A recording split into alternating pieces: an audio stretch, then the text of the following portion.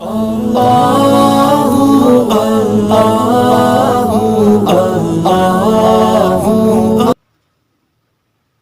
اللہ الرحمن الرحیم۔ شروع کرتا ہوں اللہ سبحانہ تعالی کے پاک نام سے جو بڑا مہربان اور نہایت رحم والا ہے۔ صدائے سراجیہ یوٹیوب چینل کے تمام معزز سامعین، پیارے بھائیوں، دوستوں، بزرگوں اور میری پیاری بہنوں، السلام علیکم ورحمۃ اللہ وبرکاتہ۔ دعا کرتا ہوں اللہ تعالی ہم سب کو اپنے حفظ و امان میں رکھے اور ہم سب مسلمانوں کی اللہ تعالی ہر پریشانی کو دور فرمائے اور عافیت والا معاملہ فرمائے۔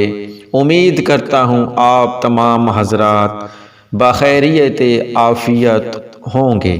حضرت علی رضی اللہ تعالی عنہ سے مروی ہے کہ آپ صلی اللہ علیہ وآلہ وسلم نے فرمایا، جب ماہ شعبان کی نصف ماہ کی شب یعنی 15ویں کی رات ہوتی ہے تو اس رات عبادت کرو، دن میں روزہ رکھو اور اللہ تعالی سبحانہ غروب شمس کے وقت آسمان دنیا پر تشریف لاتے ہیں اور فرماتے ہیں کہ ہے کوئی مغفرت چاہنے والا کہ میں اس کی مغفرت کر دوں، ہے کوئی رزق چاہنے والا کہ میں اسے رزق عطا کروں، ہے کوئی بیمار پریشان حال کہ میں اسے عافیت دوں۔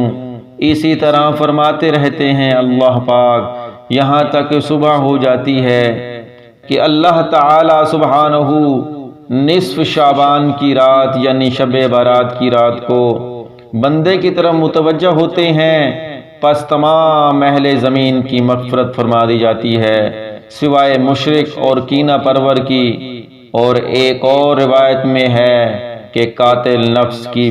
حضرت معاذ بن جبل رضی اللہ تعالی عنہ سے مروی ہے کہ آپ صلی اللہ علیہ وآلہ وسلم نے فرمایا، جو ان 5 راتوں کو عبادت کرے گا جنت اس کے لیے واجب ہو جائے گی۔ نمبر 1 ذی الحجہ کی 8ویں رات، نمبر 2 لیلۃ الترویہ، نمبر 3 عرفہ کی رات اور عیدین کی رات اور نصف شعبان کی رات۔ حضرت ابن عمر رضی اللہ تعالی عنہما سے مروی ہے کہ 5 راتیں ایسی ہیں جن میں دعائیں رد نہیں کی جاتی۔